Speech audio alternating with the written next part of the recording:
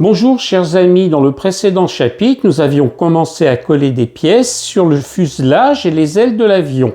Dans ce chapitre, nous allons continuer et nous allons nous intéresser aux pièces qu'il faut coller à part et peindre à part avant de les coller sur l'avion. On va d'abord s'occuper de l'hélice. Toutes les pièces de l'hélice se trouvent dans le casier de cette boîte car elles se sont détachées de la grappe. On va d'abord prendre le cône de l'hélice. Si je pose le cône de l'hélice ainsi, on voit malheureusement que cette pièce a été un petit peu écrasée. On voit que l'arrière du cône n'est plus circulaire.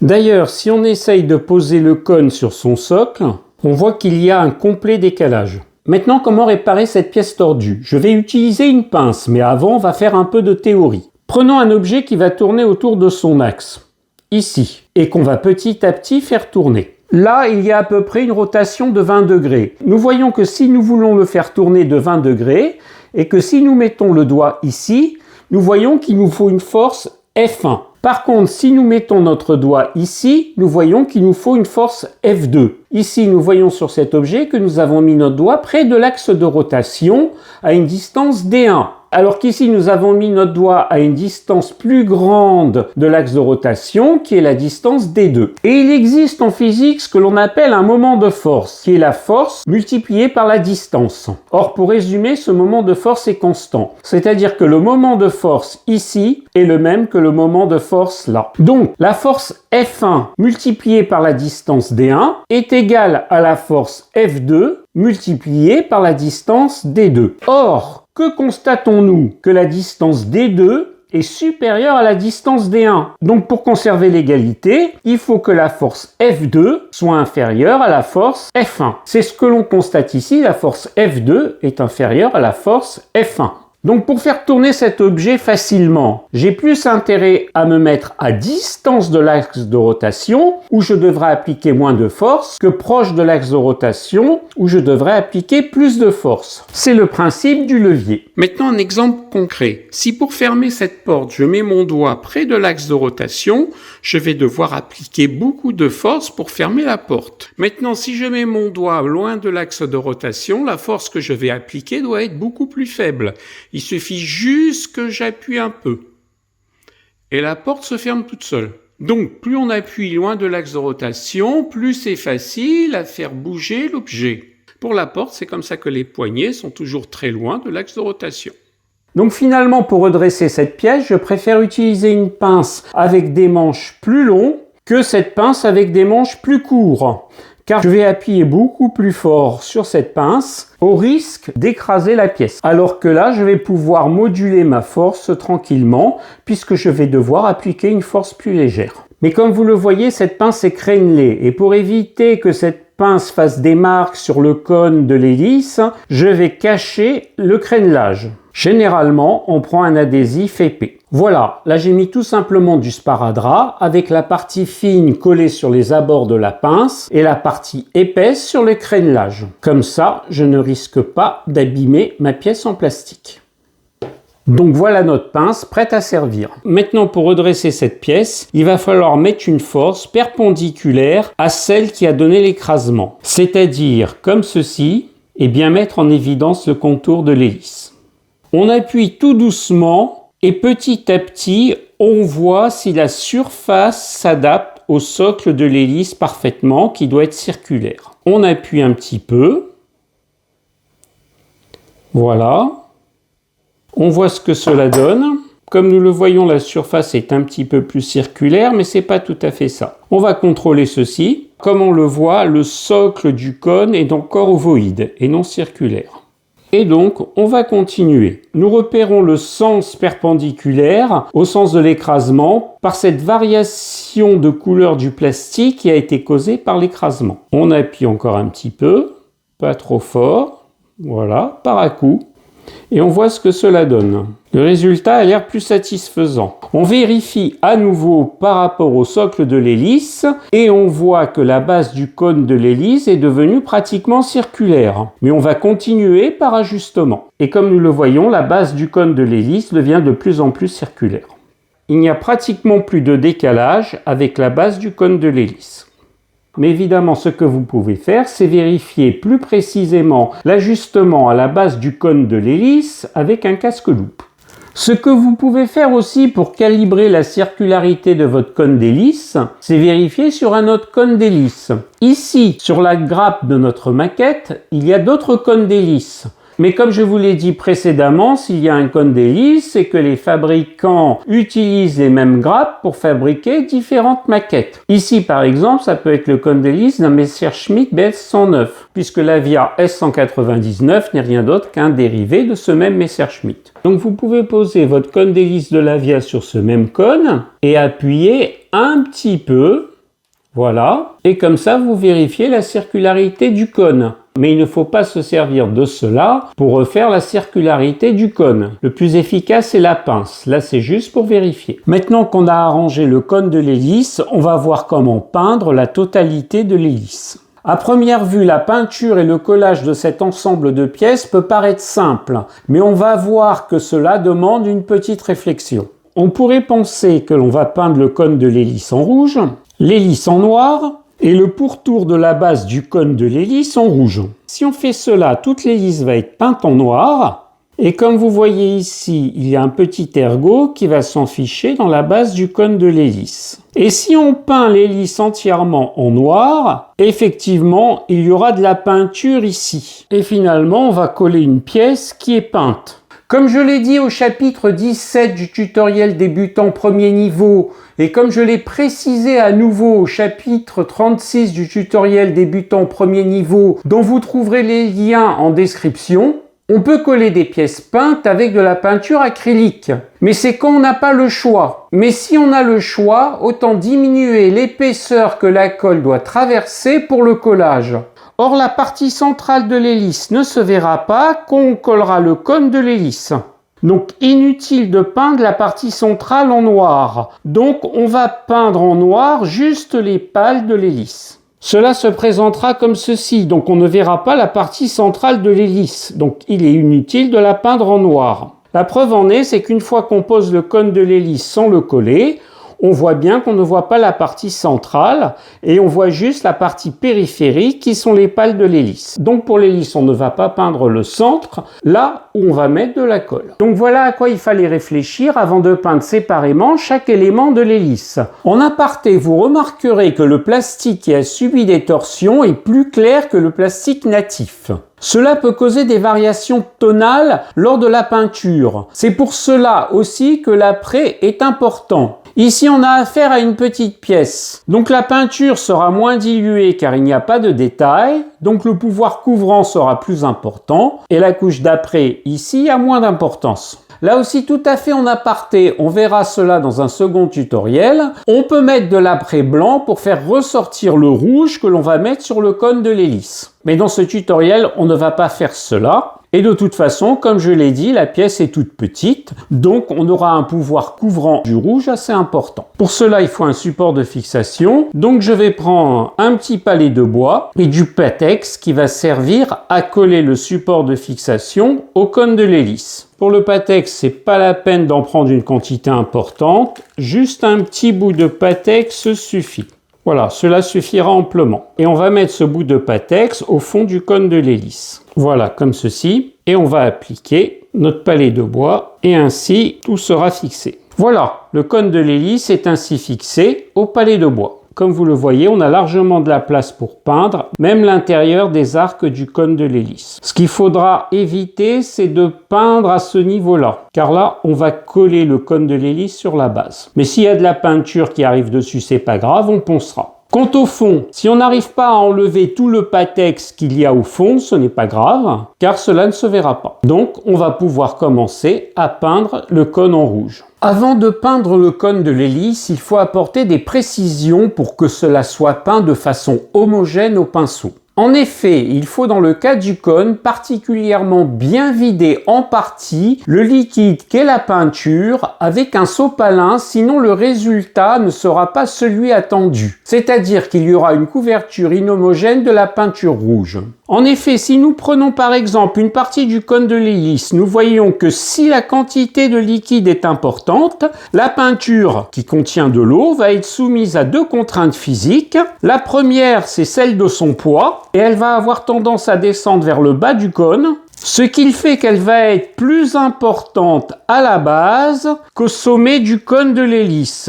Et donc finalement, la peinture rouge ne va pas s'appliquer de façon homogène. Mais en plus de cela, la peinture va être soumise aussi à une autre contrainte qui est la tension superficielle du liquide. Qu'est-ce que la tension superficielle? Je vais d'abord vous montrer quelques exemples de la tension superficielle. Si je dépose par exemple une goutte d'eau sur cette table, nous voyons qu'elle ne s'étale pas. Elle prend une forme de ménisque. Cela est dû à la tension superficielle qui est causée par les molécules d'eau qui sont à la surface de cette goutte. Il y a en effet des interactions entre les molécules d'eau qui sont à la surface qui permettent la forme de ce ménisque. Maintenant, si je prends une autre surface qui est le téflon, je vais mettre une goutte d'eau. Nous voyons que la goutte d'eau s'étale beaucoup moins. Donc la goutte d'eau sur cette table a un pouvoir mouillant plus important que la goutte d'eau sur du téflon. D'ailleurs, si nous testons le pouvoir mouillant de la goutte d'eau sur le téflon en la faisant bouger, nous voyons qu'elle est très peu mouillante. Elle glisse, mais elle ne va pas mouiller le poêle. Maintenant, il existe des liquides qui vont diminuer la tension superficielle au niveau de l'eau, qui sont dits tensioactifs. Par exemple, un liquide tensioactif, c'est par exemple le liquide vaisselle. Je vais donc rajouter une goutte de liquide vaisselle. Voilà, donc j'ai rajouté le liquide vaisselle à l'eau. Nous voyons que l'eau a un pouvoir mouillant beaucoup plus important. Tout cela parce que le liquide vaisselle a diminué la tension superficielle de l'eau. Nous allons faire l'expérience suivante. Nous allons mettre sur l'eau un papier poreux avec dessus un trombone et nous allons voir ce qui va se passer.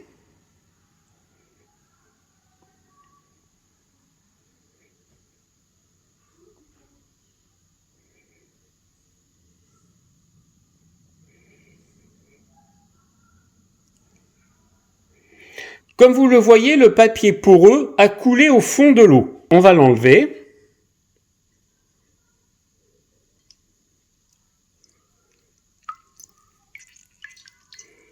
Et vous voyez que le trombone flotte à la surface de l'eau. Il ne s'agit pas d'un trucage. En fait, le trombone ne flotte pas, puisque la notion de flottaison est liée à la poussée d'Archimède. En fait, il repose tout simplement sur la membrane élastique que forme la surface de l'eau, due à la tension intermoléculaire des molécules d'eau qui sont à la surface. Donc, vous avez une idée de cette tension superficielle qui est quand même assez importante. Puis, évidemment, si on applique une force sur le trombone avec le doigt, le trombone va couler. Maintenant, ce que l'on peut faire, c'est utiliser un produit tensioactif comme je l'ai fait tout à l'heure avec du liquide vaisselle. J'ai mis une goutte de liquide vaisselle et le trombone a coulé. Maintenant, nous allons tester le pouvoir mouillant d'une goutte d'eau sur notre maquette. Si je mets une goutte d'eau, comme vous le voyez, elle reste sous la forme de goutte d'eau. Cela forme un ménisque. Cela est dû, comme je vous l'ai dit, à la tension superficielle de l'eau. Maintenant, je vais mettre une goutte d'alcool à la surface de notre maquette. Et la tension superficielle de l'alcool est beaucoup plus faible que celle de l'eau. Et comme vous voyez, l'alcool s'est complètement étalé, au contraire de l'eau. Car l'eau a une tension superficielle beaucoup plus forte, dans les environs de 70, alors que l'alcool a une tension superficielle dans les environs de 20. Maintenant, pourquoi l'eau reste en forme de goutte, alors que l'alcool s'étale? Tout est une question d'énergie. Je vous rappelle que tout système au repos tend vers la moindre énergie. Or, nous voyons sur cette formule que énergie est égale à tension superficielle multipliée par la surface. Donc, que fait l'eau? Elle va diminuer la surface. Comme vous voyez, elle reste sur forme de goutte, elle s'étale pas. Donc elle diminuera son énergie. Pour l'alcool, la tension superficielle est beaucoup plus faible, donc elle va s'étaler un peu plus et la surface sera plus grande. Et c'est pour ça qu'elle s'étale. Donc tout est lié à cette énergie. Je vous rappelle que la peinture Vallejo est à base d'eau. Donc si nous mettons de la peinture rouge trop liquide à la surface du cône, je vous rappelle qu'elle sera soumise à son poids, donc elle va descendre le long du cône, ce qui fait qu'il y aura moins de peinture rouge en haut et plus de peinture rouge en bas, mais elle va avoir aussi tendance à se rétracter et diminuer sa surface, donc moins s'étaler. Donc le cumul du poids de la peinture et de sa tension superficielle va faire qu'on va obtenir les résultats suivants si on ne prend pas les précautions qu'il faut. Je vais vous laisser regarder 10 secondes sans rien dire.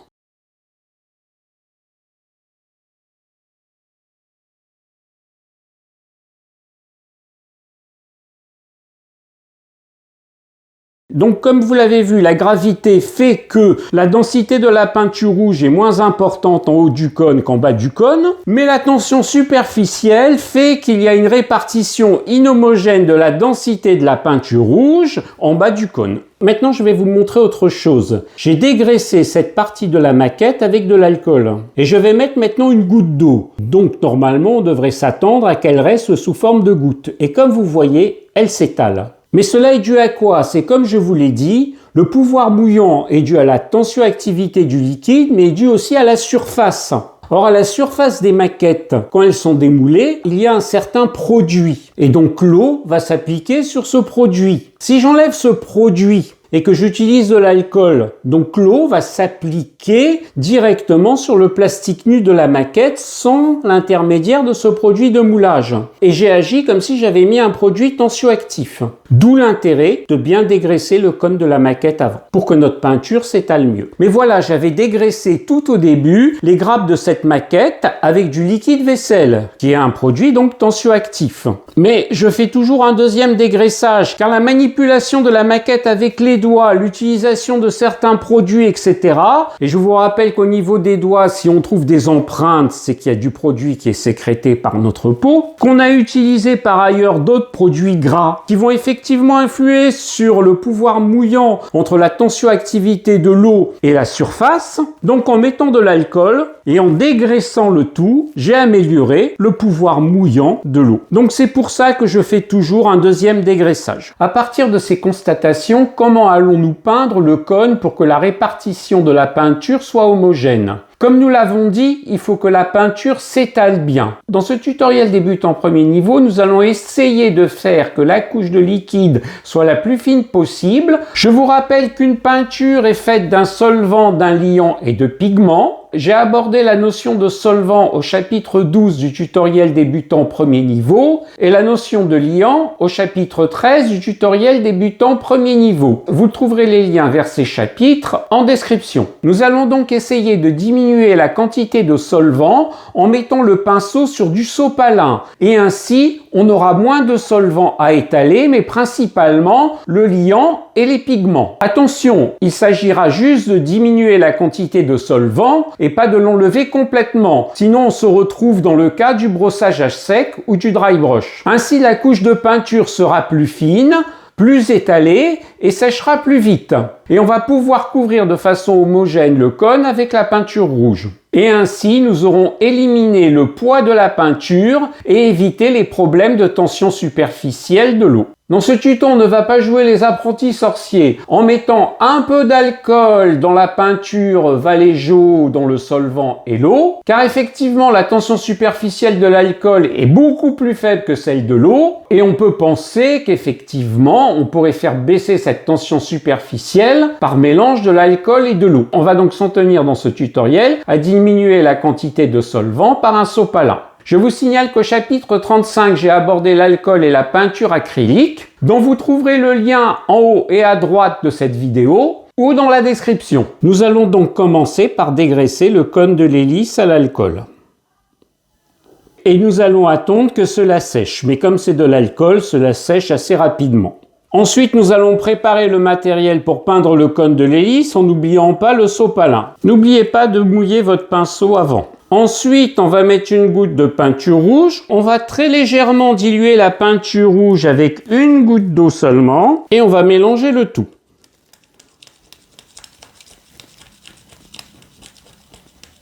N'oubliez pas de nettoyer immédiatement votre mélangeur, sinon la peinture acrylique va sécher dessus. Voilà. Ensuite, on va plonger notre pinceau dans la peinture rouge de telle façon que la peinture remonte au niveau du réservoir. Le réservoir se trouve à peu près à ce niveau-là. Il ne faut pas que ça monte au niveau de la virole. Et on va vider une partie du solvant qu'est l'eau qui a une tension superficielle importante et qui nous gênera pour peindre le cône sur le sopalin. Voilà. Et on n'a plus qu'à peindre le cône de l'hélice en rouge.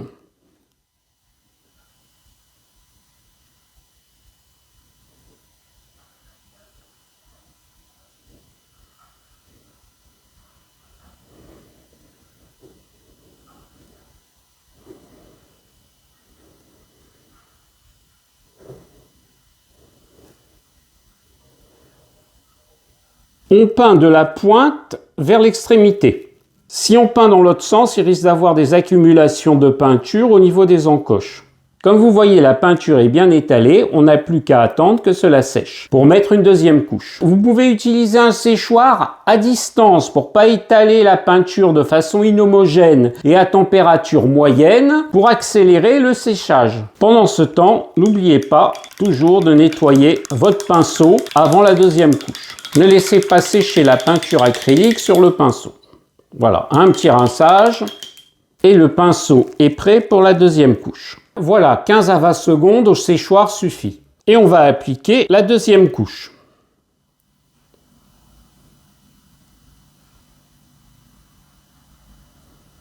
Voilà, ça commence à devenir satisfaisant. Et je vais à nouveau sécher au séchoir pour passer une troisième couche. Voilà, j'ai passé le cône et séchoir pendant 15-20 secondes et je vais appliquer une troisième couche.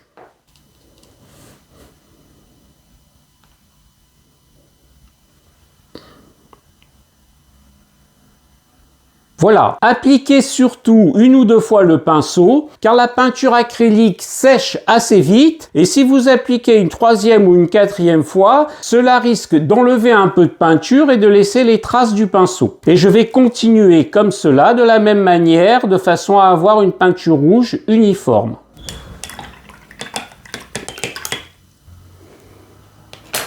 Si la peinture rouge vous paraît trop fluide, n'hésitez pas à en rajouter.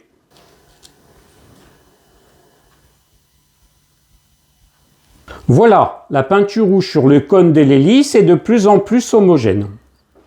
Comme vous le remarquerez, moins la peinture est diluée et moins elle laisse une trace sur le sopalin. Elle ne s'étale pas. Et c'est préférable. Voilà, là je viens de passer la 6e couche et le résultat est tout à fait correct. Vous pouvez éventuellement vous passer de diluer la peinture. Comme je vous l'ai dit, moins il y a d'eau, qui est le solvant de la peinture Vallejo, et plus votre peinture rouge va se mettre de façon homogène sur le cône. Ce que l'on va faire maintenant, c'est laisser sécher 24 heures, et si éventuellement le résultat ne nous convient pas, nous repasserons une autre ou deux autres couches de peinture. Pour finir, n'oubliez pas de nettoyer votre pinceau avec le Brush Cleaner and Preserved et de laisser sécher en façon horizontale. Je vous ai montré cela dans plusieurs autres vidéos. Après 24 heures de séchage, nous voyons que la peinture s'est mise de façon homogène. Nous réfléchirons à une autre couche éventuellement. Je reviens sur la tension superficielle puisque je vous ai dit rapidement que l'on pouvait éventuellement se passer de dilution, ce qui est vrai pour les petites surfaces comme par exemple les pales de cette hélice. Je vous rappelle ce que nous avons dit plus tôt dans la vidéo, que la forme d'un liquide sur une surface dépendait de sa tension superficielle et de la surface sur laquelle il est posé. Nous allons choisir 3 liquides pour une même surface. Et nous allons voir que la forme qu'il prend va vous donner une idée de sa tension superficielle. Ici, j'ai figuré 3 liquides, le mercure, l'eau et l'alcool.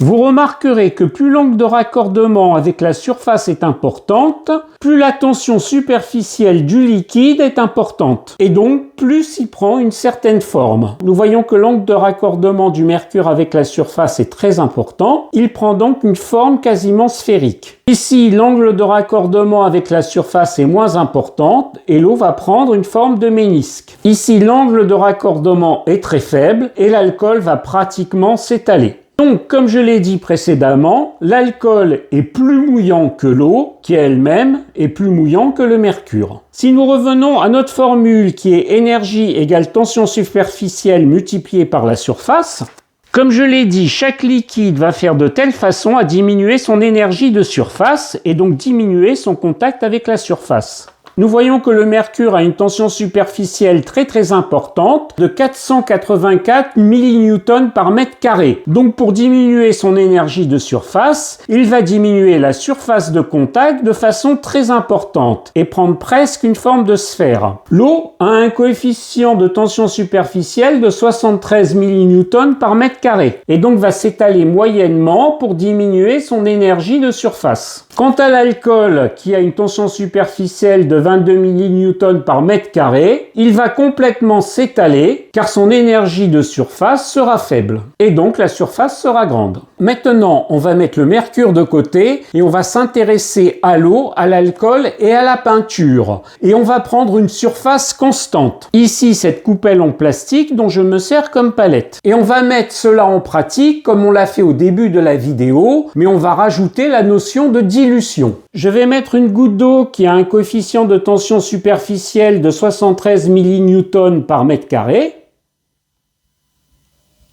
L'eau prend la forme d'un ménisque. C'est le résultat attendu. Comme nous voyons, l'eau ne s'étale pas. Ça correspond à la forme qu'elle prend pour une énergie minimale. Maintenant, on va mettre une goutte d'alcool. Nous voyons que l'alcool s'étale beaucoup plus. Évidemment, il a une tension superficielle de 22 millinewtons par mètre carré, donc une tension superficielle beaucoup plus faible, et donc il va s'étaler beaucoup plus, ce qui correspond à son état d'énergie minimum. Et on peut donc dire que l'alcool est plus mouillant que l'eau. Maintenant, ce que j'ai fait, c'est une dilution. J'ai gardé un peu d'alcool que j'ai dilué avec de l'eau. Imaginons que l'alcool c'est la peinture et que l'eau soit le diluant de la peinture Vallejo. Et on va voir la conséquence sur la tension superficielle. Comme vous le remarquez, j'ai mis beaucoup d'eau, un peu d'alcool, et la conséquence c'est que la tension superficielle de l'eau l'a emporté sur la tension superficielle de l'alcool, car j'ai mis beaucoup d'eau et peu d'alcool. Maintenant j'ai fait le contraire, j'ai mis beaucoup d'alcool et un peu d'eau. Et imaginez toujours que l'alcool c'est la peinture et que l'eau c'est le diluant. Je vais mettre une goutte. Là, nous voyons quelque chose d'intéressant. Nous voyons que l'alcool ne s'étale pas comme tout à l'heure, mais s'étale un peu plus que l'eau. Donc je suis arrivé à un niveau où la dilution alcool plus eau donne une tension superficielle intermédiaire entre l'eau et l'alcool. Donc nous voyons que plus nous ajoutons d'eau, plus la tension superficielle est importante, et plus au pinceau pour certaines petites pièces de la maquette, nous aurons du mal à étaler la peinture. Donc, ce qu'il faudra faire, c'est mettre de la peinture, mais la diluer le moins possible, pour les petites pièces. Maintenant, nous allons essayer la peinture Vallejo pure. Là, comme vous le voyez, j'ai mis une goutte de peinture Vallejo. Il y a une petite bulle au-dessus. Comme vous le voyez, son angle de raccordement avec la surface est beaucoup plus faible que l'angle de raccordement de celui de la goutte d'eau. Donc, la tension superficielle de la peinture Vallejo est beaucoup plus faible que celle de l'eau. Donc, elle va avoir tendance à s'étaler un peu plus. Donc, si nous voulons garder cet étalement pour les petites pièces, il faut un peu diluer, voire pas diluer du tout. Si vous diluez trop, c'est la tension superficielle de l'eau qui va l'emporter et la peinture va être moins bien étalée. Donc nous voyons que pour les petites pièces, plus la tension superficielle est importante, moins la peinture sera mouillante. Ce qui fait que la peinture va s'étaler de façon inégale. Donc il faut faire attention aux petites pièces et plus particulièrement à la particularité de certaines petites pièces. Par exemple pour le cône de l'hélice, si nous avions mis de la peinture rouge à l'aérographe, la couche de peinture est tellement fine qu'elle s'étale sans problème. Et encore plus si on avait mis une couche d'après. Mais je vous rappelle que dans le le tutoriel débutant premier niveau, on avait écarté l'après et l'aérographe pour des raisons de toxicité. Je vous renvoie au chapitre 13 et au début du chapitre 14 du tutoriel débutant premier niveau dont vous trouverez le lien en description. Par contre, pour peindre le cône de l'hélice au pinceau sur du plastique nu, il faut prendre en compte la gravité et la tension superficielle et pas trop diluer. Mais en aparté, nous verrons plus tard que pour les grandes surfaces comme la surface de l'avion, il faudra beaucoup diluer avec une peinture qui ne sèche pas sur la palette, d'où l'utilisation d'une palette humide,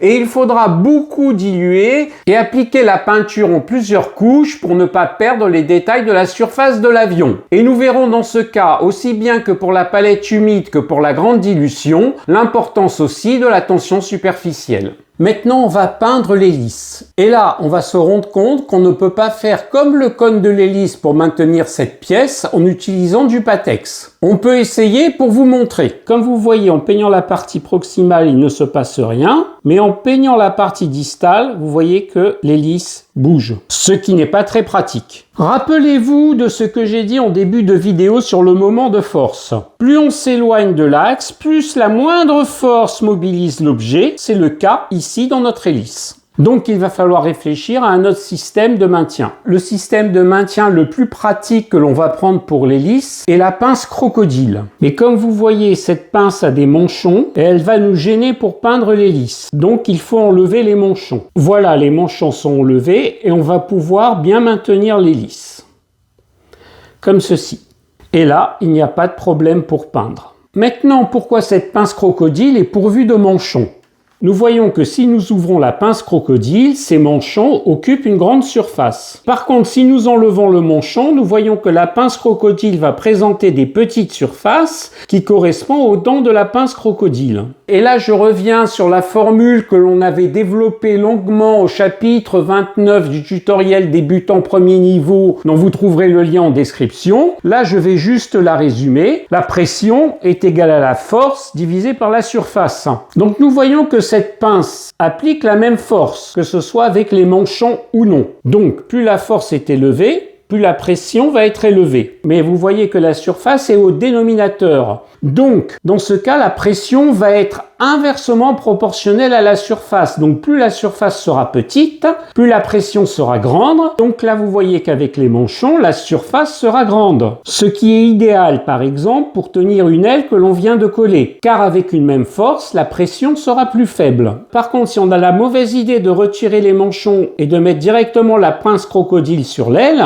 cela va laisser des marques. Car la surface que va présenter les dents de la pince crocodile sont plus petites et donc la pression sera plus forte. Comme vous voyez, le centre de l'hélice est un plastique qui est très épais, au contraire de l'aile qui représente une épaisseur très fine. Donc il y aura moins de marques. Mais quand bien même il y aurait une marque, le centre de l'hélice va être recouvert par le cône de l'hélice et cela ne se verra pas. Donc en conclusion, la pince crocodile sans manchon est idéale pour peindre les pales de l'hélice. Maintenant, on va peindre l'hélice. N'oubliez pas de préparer tout le matériel à disposition pour que les choses soient plus faciles. La première chose à faire est de dégraisser l'hélice. Le plus simple, comme je l'ai dit, est d'utiliser de l'alcool à 70 degrés.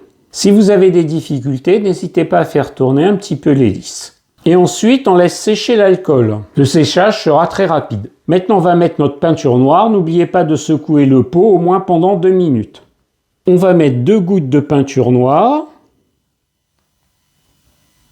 Et comme je l'ai dit, afin que la tensioactivité de l'eau ne nous gêne pas dans notre peinture, nous allons mettre seulement 1 goutte d'eau. Voilà. On va mélanger le tout avec un mélangeur. Là, c'est le mélangeur Tamiya.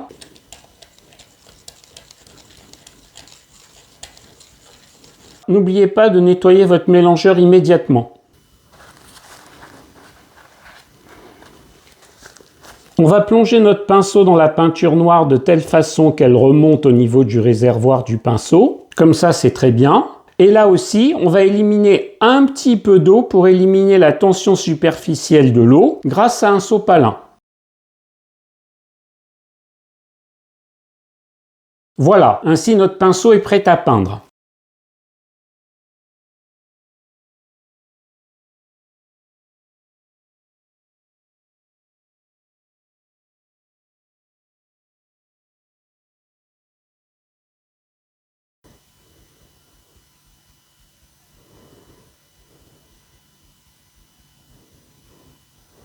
Et on va faire la même chose sur les autres pales de l'hélice. La peinture semble être bien couvrante, mais je vais quand même ajouter une deuxième couche. Donc pour faire sécher un petit peu plus vite, je vais passer cette hélice au séchoir à température moyenne et prenez quand même une certaine distance vis-à-vis du séchoir pour pas que cela éclabousse la peinture sur l'hélice. Voilà, après 15-20 secondes, l'hélice est sèche. Je vais juste rajouter une petite goutte d'eau dans la peinture pour ne pas qu'elle sèche. Et on va appliquer notre deuxième couche.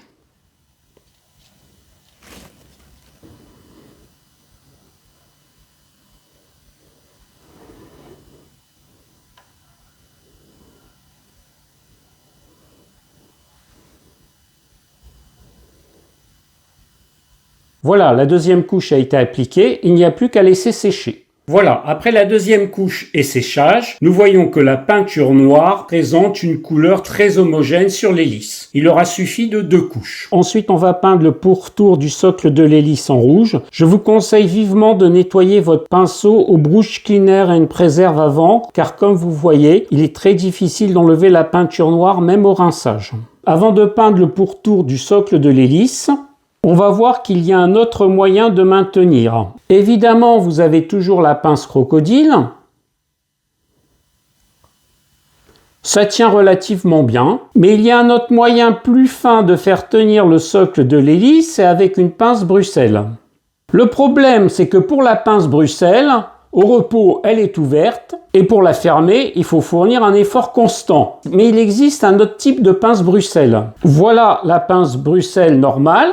Et voilà ce que l'on appelle la pince Bruxelles croisée. Si on les met ainsi, nous voyons qu'au repos, la pince Bruxelles normale est ouverte, mais ici nous voyons qu'au repos, la pince Bruxelles croisée est fermée. Donc pas besoin d'exercer un effort constant pour maintenir la pièce. Pour cette pince, il faut faire un effort pour l'ouvrir et ne plus faire d'effort pour la laisser fermer. Donc si nous utilisons cette pince Bruxelles pour maintenir le socle de l'hélice, nous voyons qu'en position fermée, nous n'avons pas à faire d'effort. Donc ici, nous allons peindre le pourtour du socle de l'hélice. Et nous allons utiliser de la peinture rouge non diluée. Voilà, on trempe le pinceau et comme d'habitude, on l'éponge sur du sopalin. Et on va mettre une couche de peinture sur le pourtour du socle de l'hélice. Voilà, j'ai mis la première couche de peinture rouge sur le pourtour du socle de l'hélice. Normalement, il ne devrait pas avoir de peinture ici, mais je vous déconseille d'enlever cette peinture avec de l'alcool ou du paint remover, car cela va déborder sur le pourtour. Le mieux sera de poncer tout simplement, très légèrement. Donc je vais faire sécher cela au séchoir et je vais mettre la deuxième couche de peinture. Voilà, après séchage, on va appliquer la deuxième couche de peinture.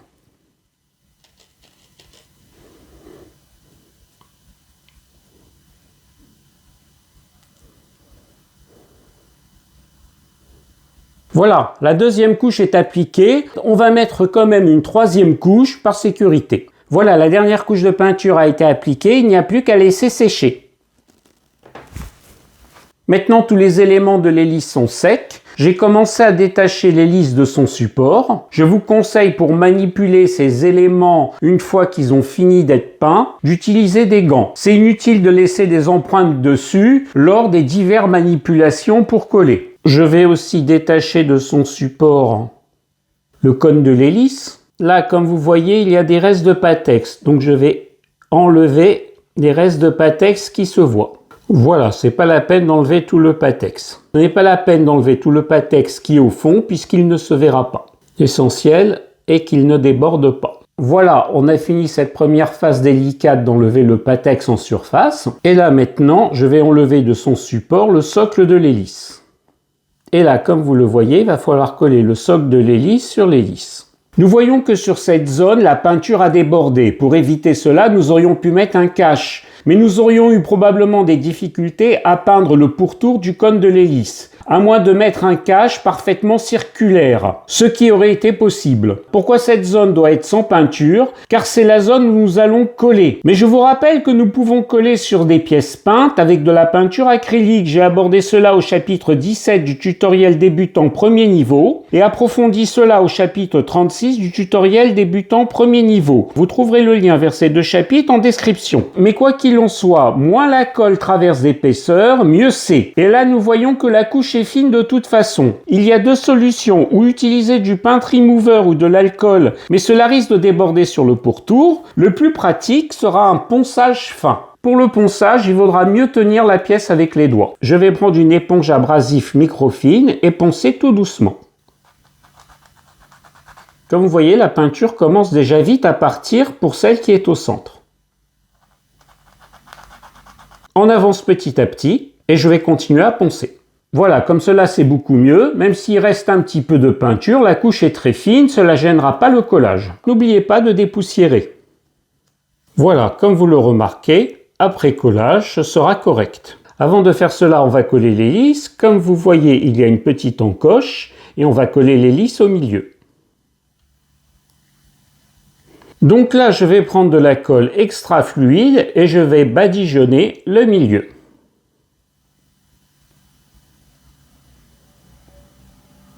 Et je n'ai plus qu'à coller l'hélice. N'hésitez pas à bien appuyer. Si vous restez comme ça au moins pendant 2 minutes, le collage se fera parfaitement. Après ceci, on va bien laisser sécher.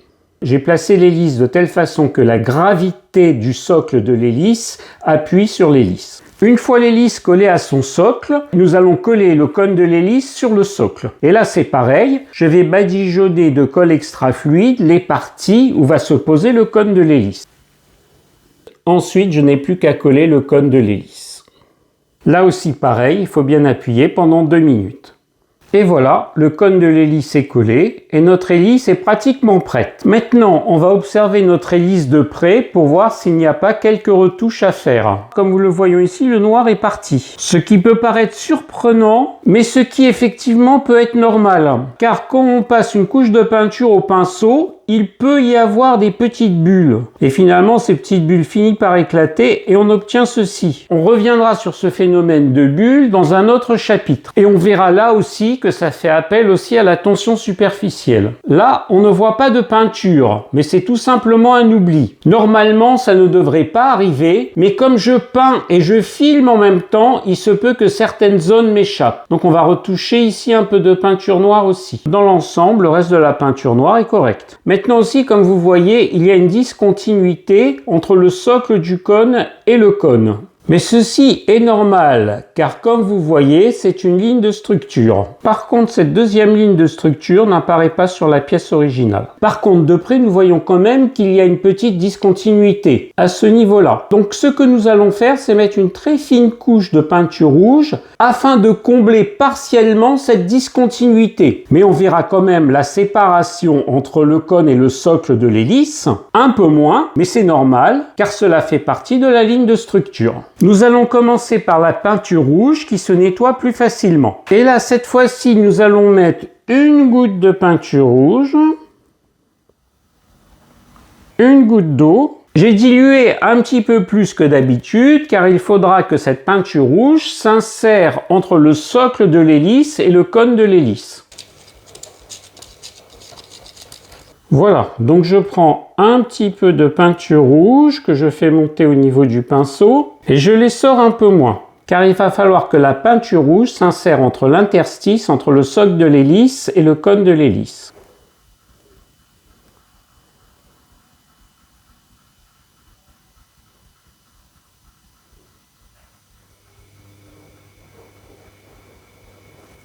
Voilà, comme vous voyez, l'interstice est pratiquement comblé. Et après avoir essoré le pinceau, j'enlève un peu l'eau qui s'est mise dans l'interstice.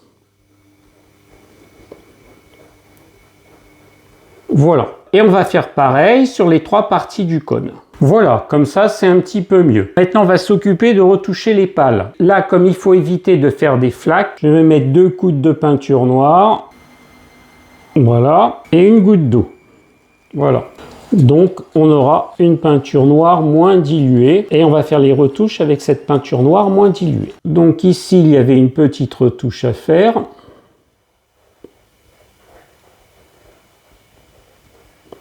Voilà, ici il y avait une retouche assez importante à faire. Ici aussi une retouche. Et pour finir, un peu ici. Voilà, nous contrôlons bien notre hélice. Les pales sont parfaitement noires. Ici, on va étaler un peu la peinture. Voilà. Ici aussi.